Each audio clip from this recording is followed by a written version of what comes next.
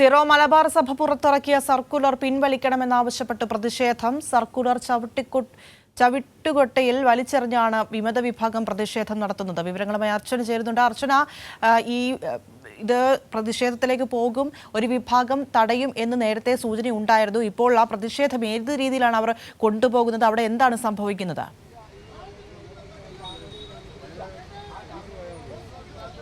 പ്രിയ, വലിയ രീതിയിലുള്ള പ്രതിഷേധം തന്നെയാണ് ഇപ്പോൾ ഓരോ പള്ളികളിലും നടക്കുന്നത്. ഇപ്പോൾ എളംകുളം പള്ളിയിലാണ് ഇത്തരത്തിലൊരു പ്രതിഷേധം സംഘടിപ്പിക്കുന്നത്. പ്രധാനമായും ഏകീകൃത കുർബാന സർക്കുലർ പൂർണ്ണമായും തള്ളുകയാണ് ഈ വിഭാഗം വിശ്വാസികൾ. ഇന്ന് എല്ലാ പള്ളികളിലും സർക്കുലർ വായിക്കണമെന്നായിരുന്നു നിർദ്ദേശം. എന്നാൽ ഈ സർക്കുലർ ചവിട്ടുകൊട്ടയിലിട്ടാണ് ഇപ്പോൾ ഒരു വിഭാഗം വിശ്വാസികൾ ഇപ്പോൾ ഇവിടെ പ്രതിഷേധിക്കുന്നത്. പ്രധാനമായും ഇന്ന് കുർബാന കഴിഞ്ഞ് ഈ സർക്കുലർ വായിക്കണമെന്ന നിർദ്ദേശമുണ്ടായിരുന്നു. എന്നാൽ പൂർണ്ണമായും ഇതിനെതിരെ വലിയ രീതിയിലുള്ള പ്രതിഷേധമാണ് ഇപ്പോൾ ഇവിടെ ഉണ്ടാകുന്നത്. മാത്രമല്ല, ഒരു പള്ളികളിലും ഇത്തരത്തിൽ സർക്കുലർ വായിക്കില്ല എന്ന് നേരത്തെ തന്നെ അവർ പറഞ്ഞിരുന്നു. അതിന്റെ ഭാഗമായിട്ടാണ് ഇത്തരത്തിൽ ഇവിടെ പ്രതിഷേധം നടക്കുന്നത്. ഇന്ന് എല്ലാ പള്ളികളിലും ഏകീകൃത സർക്കുലർ വായിക്കണമെന്നാണ് നിർദ്ദേശം നൽകിയിരിക്കുന്നത്.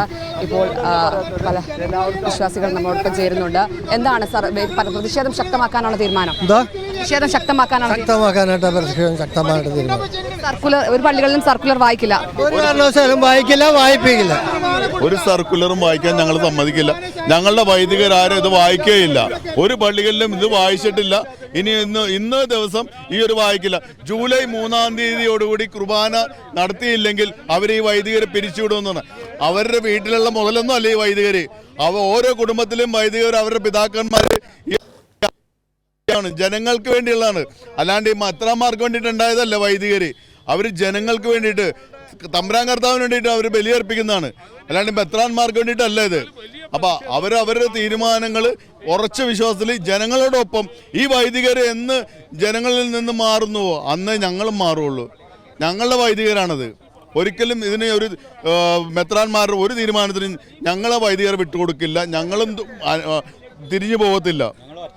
കുർബാന നടപ്പിലാക്കണമെന്നാണ് സർക്കുലർ പറയുന്നത്. അത് പൂർണ്ണമായും തള്ളുകയാണോ? മനസ്സിലായില്ല. ഏകീകൃത കുർബാന നടപ്പിലാക്കണമെന്നാണ് സർക്കുലർ പറയുന്നത്. അത് പൂർണ്ണമായും തള്ളുകയാണ് വിശ്വാസികൾ? പൂർണ്ണമായിട്ടും ഞങ്ങൾ തള്ളുകയാണ്. അങ്ങനെ ഒരു ഏകീകൃത കുർബാനയുടെ ആവശ്യമില്ല.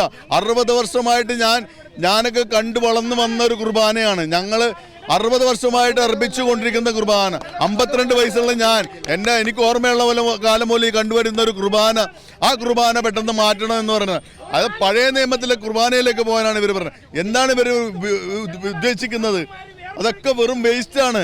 ഈ പിതാക്കന്മാരും ഉണ്ടും തിന്നും സുഖലോപരി ജീവിതം നയിക്കുന്ന ഇവർ പറയുന്നതാണോ ഞങ്ങൾ കേൾക്കേണ്ടത്?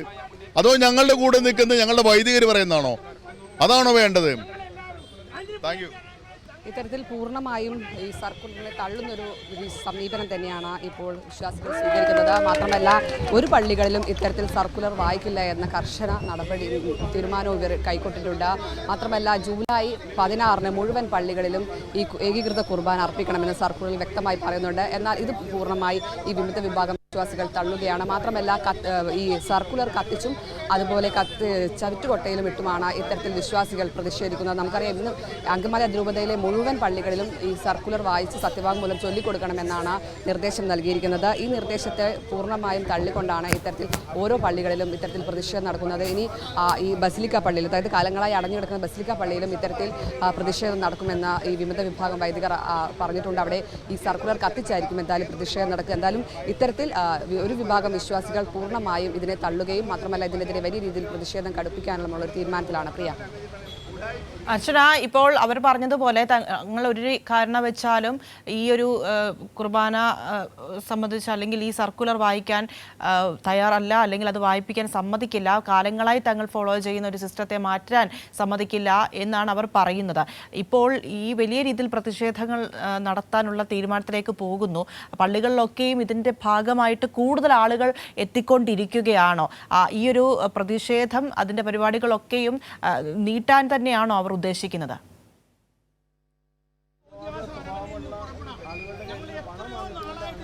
തീർച്ചയായും പ്രിയ, ഇവരുടെ വാക്കുകളിൽ നിന്നും നമുക്ക് വ്യക്തമാണ്. കാരണം അവർ പറയുന്നത് ഒറ്റ ഒരു കാര്യം മാത്രമാണ്. ഈ സർക്കുലറുമായി ബന്ധപ്പെട്ട ഈ പ്രതിഷേധം കടുപ്പിക്കാനാണ് ഇവരുടെ തീരുമാനം. അതിന് വൈദികരും അതുപോലെ വിശ്വാസികളും ഒപ്പം നിന്നാണ് ഇപ്പോൾ പ്രതിഷേധം നടക്കുന്നത്. മാത്രമല്ല വൈദികരെല്ലാം തന്നെ സർക്കുലർ വായിക്കാൻ തയ്യാറായിട്ടില്ല. കാരണം ഇവരുടെ ഒരു പ്രതിഷേധം കണക്കിലെടുത്ത് വൈദികരെല്ലാം തന്നെ ഇതിൽ നിന്ന് വിട്ടുനിൽക്കുന്ന ഒരു സാഹചര്യം കൂടിയുണ്ട്. അതുകൊണ്ട് തന്നെ ഇത്തരത്തിൽ സർക്കുലർ വായിക്കാതെ ഈ ഏകീകൃത കുർബാന നടപ്പിലാക്കുക എന്നതും വലിയ ബുദ്ധിമുട്ടാവുകയാണ്. അതുകൊണ്ട് തന്നെ ഈ ജൂലൈ 16 ഇത്തരത്തിൽ ഏകീകൃത കുർബാന നടപ്പിലാക്കാൻ കഴിയുമോ എന്ന സാഹചര്യവും നിലനിൽക്കുന്നുണ്ട്. എന്തായാലും സർക്കുലർ ഇന്ന് പൂർണ്ണമായും തള്ളുമ്പോൾ അത്തരത്തിൽ വലിയ പ്രതിസന്ധി മുന്നിൽ നിൽക്കുകയാണ്. മാത്രമല്ല ഈ സിനഡ് ഇപ്പോൾ തുടങ്ങിയിട്ടുണ്ട്. ആ സിനഡിലെല്ലാം തന്നെ പൂർണ്ണമായും ചർച്ചയാകുന്നത് ഇത്തരത്തിൽ ഏകീകൃത കുർബാനയുമായി ബന്ധപ്പെട്ട കാര്യങ്ങളാണ്.